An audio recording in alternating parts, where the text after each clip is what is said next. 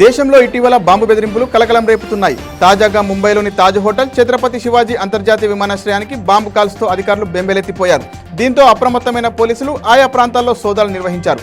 అనుమానాస్పదంగా ఏమీ కనిపించకపోవడంతో పోలీసులు, అధికారులు ఊపిరి పీల్చుకున్నారు. బాంబు బెదిరింపు కాల్ ఉత్తరప్రదేశ్ నుంచి వచ్చినట్లు గుర్తించిన పోలీసులు నిందితుడి కోసం గాలిస్తున్నట్లు తెలిపారు. ఢిల్లీ నుంచి వారణాసి వెళ్తున్న ఇండిగో విమానానికి బాంబు బెదిరింపు కాల్ తీవ్ర కలకలం రేపింది. ఉదయం 5:35 ఢిల్లీ నుంచి వారణాసి వెళ్లే ఇండిగో విమానానికి బాంబు బెదిరింపు కాల్ రావడంతో ప్రయాణికులందరినీ ఎమర్జెన్సీ డోర్ ద్వారా సిబ్బంది ఎయిర్పోర్ట్లోకి తరలించింది. ప్రయాణికులందరూ క్షేమంగా ఉన్నారు. సమాచారం అందుకున్న పోలీసులు, బాంబు స్క్వాడ్ ఢిల్లీ ఎయిర్పోర్టుకు చేరుకున్నారు. విమానంలో aviation security, bomb disposal teams తనిఖీలు చేసి ఢిల్లీ విమానాశ్రయంలోని విమానాన్ని ఐసోలేషన్కు తరలించారు. పోలీసుల తనిఖీల్లో భారీగా గంజాయి పట్టుబడుతోంది. 7గురిని అరెస్టు చేసిన పోలీసులు వారి వద్ద నుంచి 560 కిలోల గంజాయిని స్వాధీనం చేసుకున్నారు. సికింద్రాబాద్ రైల్వే స్టేషన్, ఒడిశా నుంచి మహారాష్ట్రకు అక్రమంగా గంజాయి సరఫరా చేస్తున్న అంతర్రాష్ట్ర ముఠాను రైల్వే పోలీసులు అరెస్టు చేశారు.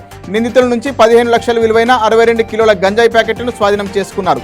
5గురిని అరెస్టు చేసిన పోలీసులు ఒకరు పరారీలో ఉన్నట్లు తెలిపారు. భద్రాద్రి కొత్తగూడెం జిల్లా కొత్తగూడెంలో సినీ ఫక్కీలో గంజాయిని తరలిస్తున్న ఇద్దరిని అదుపులోకి తీసుకున్నారు.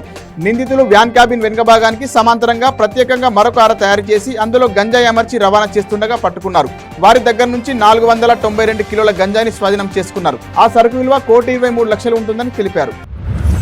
ప్రభాస్ ఇటీవల నటించిన కల్కి 2898 AD మూవీ నుంచి ఓ సర్ప్రైజ్ టీజర్ను అమెజాన్ ప్రైమ్ వీడియో పంచుకుంది. భైరవ, ఎప్పుడు చూసినా వెల్డింగ్ చేస్తూనే ఉంటావు అని ప్రభాస్తో చిన్నపిల్లలు మాట్లాడిన సంభాషణతో కూడిన వీడియో విడుదలైంది. ఈ నెల 31 నుంచి బుజ్జి, భైరవలు ప్రైమ్ వీడియోతో ఉంటాయంటూ వస్తున్న వీడియోతో ప్రేక్షకుల్లో ఆసక్తి రేకెత్తింది. ఐరోపా సమాఖ్య, EU సభ్య దేశాలైన ఐర్లాండ్, స్పెయిన్లు పాలస్తీనాను దౌత్యపరంగా గుర్తించేందుకు సిద్ధమైన వేళ ఇజ్రాయెల్కు EUకు మధ్య సంబంధాలు దెబ్బతిన్నాయి. దక్షిణ గాజా నగరమైన రాఫాలో ఇజ్రాయెల్ కొనసాగిస్తున్న దాడులకు వ్యతిరేకంగా ఆంక్షలు విధించాలని స్పెయిన్ పట్టుబట్టడంతో టెల్ అవీవ్తో EU సంబంధాలు మరింత క్షీణించాయి. పాలస్తీనాను స్వతంత్ర దేశంగా గుర్తిస్తున్నట్లు ఇటీవల స్పెయిన్, ఐర్లాండ్తో పాటు EUలో సభ్యదేశంగా లేని నార్వే ప్రకటించాయి. తమ నిర్ణయం ఇవాల్టి నుంచి అమల్లోకి వస్తుందని అంతకుముందే తెలపడంతో చాలా వరకు దేశాలు మద్దతిచ్చాయి. అయితే పాలస్తీనాను స్వతంత్ర దేశంగా గుర్తించేందుకు కొన్ని పశ్చిమ దేశాలు మద్దతు ప్రకటించలేదు. దీంతో ఈ 3 దేశాలు తీసుకున్న నిర్ణయం ఎంతవరకు అమల్లోకి వస్తుందనేది ఆసక్తికరంగా మారింది. కొత్త బ్రాండ్ల పేరిట మద్యం తీసుకొచ్చి ప్రజల ప్రాణాలతో చెలగాటమాడడానికి కాంగ్రెస్ సర్కార్ కుట్రలు చేస్తుందని బీఆర్ఎస్ నేత క్రిషాంక్ విమర్శించారు. కొత్త బ్రాండ్ల మద్యానికి రాష్ట్రంలో అవకాశం ఇవ్వలేదని మంత్రి జూపల్లి చెప్పారని, అదంతా అబద్ధమని తేలిపోయిందన్నారు. సోమ్ డిస్టిలరీస్ కంపెనీ ద్వారా కొత్త బీర్ కంపెనీని తెలంగాణకు తీసుకొస్తున్నారని, ఆ కంపెనీని గతంలో మధ్యప్రదేశ్ ప్రభుత్వం నిషేధించిందని గుర్తు చేశారు. పార్టీ ఫండ్ కోసమే రాష్ట్రానికి కొత్త మద్యం కంపెనీని తీసుకొస్తున్నారని క్రిషాంక్ ఆరోపించారు. 10 ఏళ్ల ఆవిర్భావ సంబురానికి తెలంగాణ ముస్తబవుతుంది. జూన్ 2న ఉత్సవాలను ఘనంగా నిర్వహించేందుకు ప్రభుత్వం అన్ని ఏర్పాట్లు చేస్తోంది. సికింద్రాబాద్ పరేడ్ మైదానంలో జరిగే వేడుకల్లో సీఎం రేవంత్ రెడ్డి పాల్గొనున్నారు. గన్ పార్క్ అమరవీళ్ల స్తూపం వద్ద నివాళి అర్పించనున్న సీఎం పరేడ్ గ్రౌండ్స్ లో రాష్ట్ర గీతాన్ని ఆవిష్కరించనున్నారు. సీఎస్ శాంతికుమారి, డీజీపీ రవిగుప్తా వేడుకల ఏర్పాట్లను పర్యవేక్షించారు. అక్రమంగా ఇన్సులిన్ ఇంజెక్షన్లు కొనుగోలు చేసి విక్రయిస్తున్న హోల్సేల్ డీలర్లపై డ్రగ్ కంట్రోల్ అథారిటీ DCA కొరడా జులిపించింది. హోల్సేల్ మెడిసిన్ డీలర్లపై దాడులు చేసిన అధికారులు ఎలాంటి బిల్లులు లేకుండానే పలువురు ఢిల్లీ నుంచి భారీగా ఇన్సులిన్ ఇంజెక్షన్లు కొనుగోలు చేసి భారీగా డిస్కౌంట్లు ఇస్తున్నట్లు గుర్తించారు. పక్కా సమాచారం మేరకు 6 లైసెన్సులు రద్దు చేస్తూ DCA ఆదేశాలు జారీ చేసింది. ఆయా ఏజెన్సీల నుంచి దాదాపు 52 లక్షల విలువైన ఇన్సులిన్ ఇంజెక్షన్లు సీజ్ చేసినట్లు అధికారులు వెల్లడించారు. లైంగిక దౌర్జన్యాలకు పాల్పడినట్టు ఆరోపణలు ఎదుర్కొంటున్న అసన్ ఎంపీ ప్రజ్వల్ రేవన్న ఎట్టకేలకు స్పందించారు. ఈ నెల 31న ఉదయం 10 గంటలకు సిట్ విచారణకు హాజరవుతారని స్పష్టం చేస్తూ ప్రజ్వల్ రేవన్న సెల్ఫీ వీడియోను విడుదల చేశారు. న్యాయస్థానంపై పూర్తిగా నమ్మకం ఉందని, సిట్ విచారణకు సహకరిస్తారని తెలిపారు.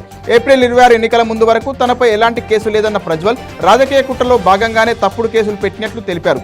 ముందస్తు ప్రణాళిక ప్రకారమే విదేశీ పర్యటనకు వెళ్లినట్టు చెప్పారు. పర్యటన మధ్యలో ఉన్నప్పుడే తనపై వచ్చిన ఆరోపణల గురించి తెలిసిందన్నారు. రాహుల్ గాంధీతో పాటు కాంగ్రెస్ అగ్రనేతలు రాజకీయ కుట్రలో భాగంగా తనపై లైంగిక ఆరోపణలు చేసినట్లు పేర్కొన్నారు. దేశవ్యాప్తంగా ఆసుపత్రుల్లో వరుస అగ్ని ప్రమాదాలు జరుగుతున్న నేపథ్యంలో అప్రమత్తంగా ఉండాలని కేంద్ర ప్రభుత్వం రాష్ట్రాలను హెచ్చరించింది. ఢిల్లీలోని పిల్లల ఆసుపత్రిలో అగ్ని ప్రమాదం నేపథ్యంలో కేంద్ర వైద్య ఆరోగ్య శాఖ కార్యదర్శి అపూర్వ చంద్ర రాష్ట్ర ప్రభుత్వాల ప్రధాన కార్యదర్శులకు లేఖ రాశారు. వేసవి ఉష్ణోగ్రతలు అధికమైన పరిస్థితుల్లో ఆసుపత్రుల్లో జరిగే అగ్ని ప్రమాదాల తీవ్రత పెరుగుతుందని చెప్పారు. ప్రమాదాల నివారణకు రాష్ట్ర ప్రభుత్వాలు తక్షణం చర్యలు చేపట్టాలని లేఖలో సూచించారు. ఆసుపత్రుల్లోని అగ్నిమాపక ఏర్పాట్లపై పూర్తి స్థాయిలో తనిఖీలు నిర్వహించాలని చెప్పారు. అవసరమైన చోట్ల ఫైర్ అలారమ్స్, పొగను గుర్తించే అప్రమత్తం చేసే యంత్రాలు, మంటలను ఆర్పివేసే పరికరాలను ఏర్పాటు చేయించాలని సూచించారు. తెలంగాణ ఆవిర్భావమే 10 ఏళ్లు పూర్తవుతున్న సందర్భంగా బీఆర్ఎస్ ఆధ్వర్యంలో దశాబ్ది ఉత్సవాల ముగింపు వేడుకలను ఘనంగా నిర్వహించాలని ఆ పార్టీ అధినేత కేసీఆర్ నిర్ణయించారు. బీఆర్ఎస్ ఆధ్వర్యంలో జూన్ 1వ తేదీ నుంచి 3వ తేదీ వరకు 3 రోజుల పాటు వేడుకలు ఘనంగా జరగనున్నాయి. జూన్ 1వ తేదీన గన్ పార్క్లోని అమరవీరుల స్తూపం నుంచి ట్యాంక్ బండ్ వద్దనున్న అమరజ్యోతి వరకు రాత్రి 7 గంటల వరకు క్యాండిల్ ర్యాలీ నిర్వహించనున్నారు. రాష్ట్ర సాధనలో ప్రాణత్యాగాలు చేసిన అమరులకు పుష్పాంజలి ఘటించి ఘనంగా నివాళి అర్పించనున్నారు. రాష్ట్ర ఆవిర్భావ దినోత్సవమైన జూన్ 2వ తేదీన బీఆర్ఎస్ కేంద్ర కార్యాలయం హైదరాబాద్లోని తెలంగాణ భవన్లో ముగింపు వేడుకల సభ నిర్వహిస్తారు. దివంగత నేత మాజీ ముఖ్యమంత్రి నందమూరి తారక రామారావు 101వ జయంతి సందర్భంగా కుటుంబ సభ్యులు, అభిమానులు, టీడీపీ కార్యకర్తలు నివాళులర్పించారు. హైదరాబాద్లోని సమాధి వద్ద ఎన్టీఆర్ మనవళ్లు కళ్యాణ్ రామ్, జూనియర్ ఎన్టీఆర్ అంజలి ఘటించారు. సినీ రాజకీయ రంగంలో ఆయన చేసిన సేవలను స్మరించుకున్నారు. ఎన్టీఆర్ జయంతితో నివాళులు అర్పించేందుకు వచ్చిన అభిమానులతో ఘాట్ కిక్కిరిసింది. కాకినాడ జిల్లా అన్నవరం జాతీయ రహదారిపై జరిగిన ప్రమాదం వాహనదారులను భయాందోళనకు గురిచేసింది. లారీ ట్యాంకర్ నుంచి హైడ్రోక్లోరిక్ లిక్విడ్ గ్యాస్ లీక్ అయి అది పీల్చిన కొందరు అస్వస్థతకు గురయ్యారు. తూర్పుగోదావరి జిల్లా కొవ్వూరులోని ఓ రసాయన పరిశ్రమ నుంచి అనకాపల్లి జిల్లా నక్కపల్లిలోని ఔషధ కంపెనీకి లిక్విడ్ గ్యాస్తో వెళ్తున్న ట్యాంకర్ను ఎల్పీజీ గ్యాస్ సిలిండర్ల లారీ ఢీకొట్టింది. ఈ క్రమంలో ట్యాంకర్ నుంచి హైడ్రోక్లోరిక్ లిక్విడ్ పైపు తెగిపోయి గ్యాస్ బయటకు వ్యాపించింది.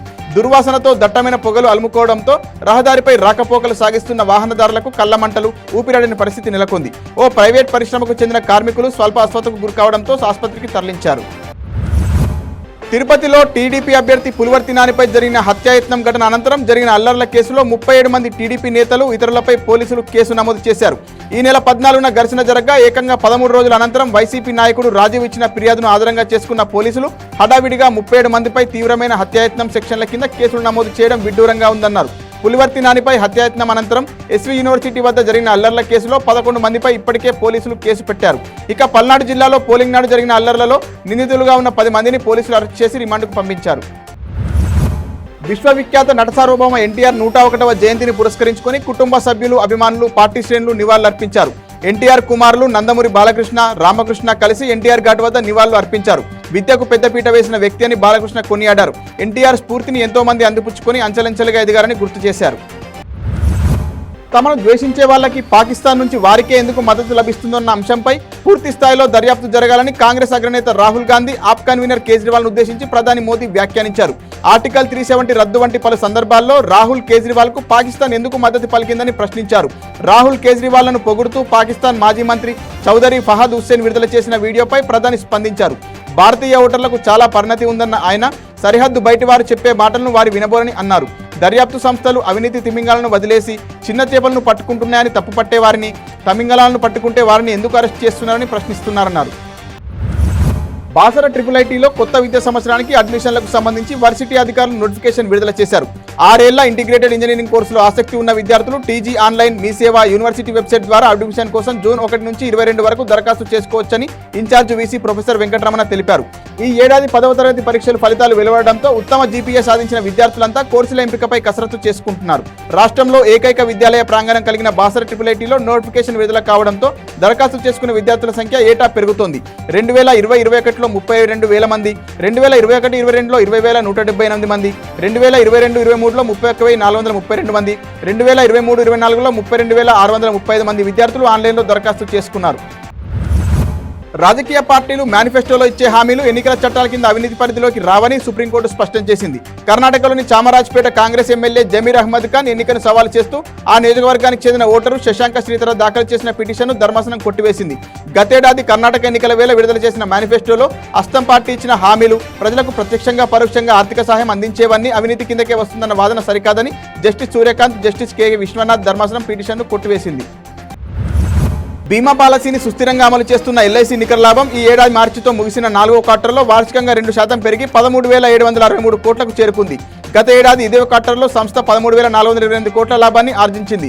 రిపోర్టింగ్ క్వార్టర్లో బీమా సంస్థ మొత్తం ఆదాయం గత సంవత్సరంలోని ఇదే కాలంతో పోల్చితే ఈసారి 2,185 కోట్ల నుంచి 2,50,923 కోట్లకు పెరిగిందని ఎల్ఐసి రెగ్యులేటరీ ఫైలింగ్లో పేర్కొంది. ఎల్ఐసి మొదటి ఏడాది ప్రీమియం ఆదాయం కూడా గత ఆర్థిక సంవత్సరం ఇదే కాలంతో 12,811 కోట్ల నుంచి తాజా త్రైమాసికంలో 13,810 కోట్లకు మెరుగుపడింది. రిపోర్టింగ్ పీరియడ్లో రెన్యువల్ ప్రీమియంల ద్వారా వచ్చే ఆదాయం ఏడాది క్రితం 76,009 కోట్లతో పోలిస్తే 77,368 కోట్లకు పెరిగింది. మార్చి 2024తో ముగిసిన ఆర్థిక సంవత్సరంలోకి ఎల్ఐసికి 40,676 కోట్ల లాభం సమకూరింది. అమెరికాలో జరిగిన రోడ్డు ప్రమాదంలో యాదాద్రి జిల్లాకు చెందిన యువతి మృతి చెందింది. అమెరికాలోని ఫ్లోరిడాలో నివాసం ఉంటున్న జిల్లాకు చెందిన గుంటిపల్లి సౌమ్య ఆదివారం రాత్రి సరుకులు కొనడానికి ఓ దుకాణానికి వెళ్లి తిరిగి వస్తుండగా వెనుక నుంచి వేగంగా దూసుకొచ్చిన కారు ఢీకొట్టడంతో అక్కడికక్కడే ప్రాణాలు కోల్పోయింది. 2022లో డిగ్రీ పూర్తి చేసిన సౌమ్య అమెరికాలోని అట్లాంటిక్ విశ్వవిద్యాలయంలో ఎంఎస్ సీట్ సాధించింది. 6 నెలల క్రితం యాదగిరిగుట్టకు వచ్చి నెల రోజుల పాటు ఉండి తిరిగి వెళ్లింది. కుమార్తె ఉద్యోగం చేస్తే ఇబ్బందులు అన్ని తొలగుతాయనుకునే దశలో ఇలా జరిగిందని కుటుంబ సభ్యులు విలపించారు. కుమార్తె మృతదేహాన్ని తెచ్చుకునే స్తోమత కూడా తమ వద్ద లేదని, మృతదేహాన్ని భారత్కు రప్పించి తమకు అప్పగించాలని కేంద్ర రాష్ట్ర ప్రభుత్వాలను వేడుకుంటున్నారు.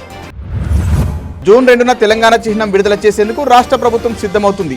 తెలంగాణ చిహ్నంలో ఉన్న చార్మినార్, వరంగల్ కాకతీయ కళాతోరణం తొలగించి తెలంగాణ ఉద్యమాన్ని ప్రతిబింబించే విధంగా అమర్ల స్తూపం, రామప్ప, 3 సింహాల గుర్తులతో సర్కార్ చిహ్నం తయారు చేస్తున్నట్లు సమాచారం.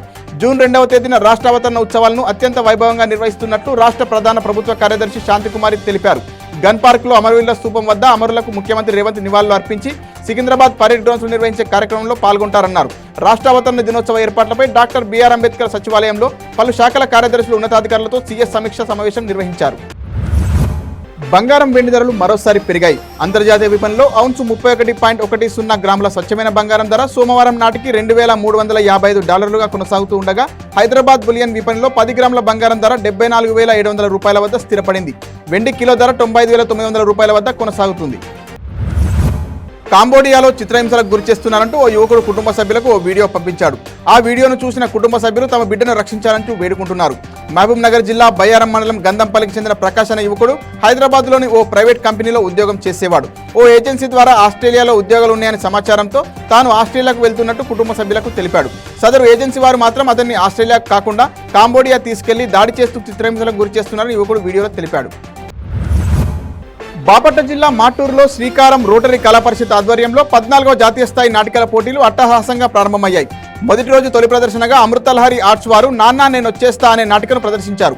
తల్లిదండ్రులు తమ పిల్లలకు అధిక స్వేచ్ఛ ఇవ్వడం వలన వారికి పెళ్లైన కొంతకాలానికే వైవాహిక జీవితంలో వచ్చే మనస్పర్ధలను పరిష్కరించలేకపోతున్నారని, పెళ్లంటే సర్దుబాటు, సంసారం అంటే దిద్దుబాటు అనే సన్నివేశాన్ని ప్రజలకు అర్థమయ్యేలా ప్రదర్శించారు. అంతరించిపోతున్న నాటక రంగాన్ని ప్రజలు ఆదరించాల్సిన అవసరం ఎంతైనా ఉందని గుర్తు చేశారు.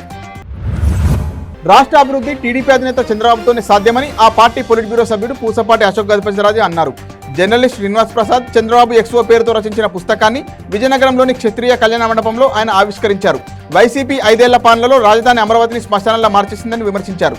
రాష్ట్ర ప్రజలకు మరికొద్ది రోజుల్లో మళ్లీ స్వాతంత్రం రాబోతుందని తెలిపారు. లిథువేనియా ప్రస్తుత అధ్యక్షుడు గిటానాస్ నౌసెడా రెండోసారి బాధ్యతలు చేపట్టనున్నారు. ఆదివారం జరిగిన ఎన్నికల్లో ఆ దేశ ప్రధాని ఇంగ్రిడా సిమోనైట్ పై ఘన విజయం సాధించారు. నౌసెడాకు 74.5% ఓట్లు రాగా సిమోనైట్కు 24.1% ఓట్లు వచ్చాయి. సాంప్రదాయ మితవాదిగా పేరున్న 60 ఏళ్ల నౌసెడా ఉక్రెయిన్కు గట్టి మద్దతుదారుగా ఉన్నారు. పొరుగున ఉన్న బెలారస్, రష్యాలో అణచివేతకు గురైన చాలా మందికి తమ దేశంలో ఆశ్రయం కల్పించారు. చైనాతో వివాదాలు నెలకొన్న నేపథ్యంలో తైవాన్ విషయంలో బీజింగ్కు హెచ్చరికలు పంపేలా అమెరికా చర్యలు చేపట్టింది. తమ దేశ కాంగ్రెస్ ప్రతినిధుల బృందాన్ని తైపీకి పంపింది. అక్కడ 2 రోజుల పాటు పర్యటించనున్న అగ్రరాజ్య బృందం తైవాన్ కొత్త అధ్యక్షుడు లాయ్ చింగ్తో అమెరికా సంబంధాలను బలోపేతం చేసుకునే దిశగా చర్చలు జరపనుంది. వాణిజ్యం, ప్రాంతీయ భద్రత, పెట్టుబడులు, పరస్పర ప్రయోజనాలు వంటి అంశాలపై కూడా దృష్టి పెట్టనుంది. తమ పర్యటనతో తైవాన్ ప్రజలకు అండగా అమెరికా ఉందనే సంకేతాలు చైనాకు వెళ్తాయని అమెరికా బృందం పేర్కొంది.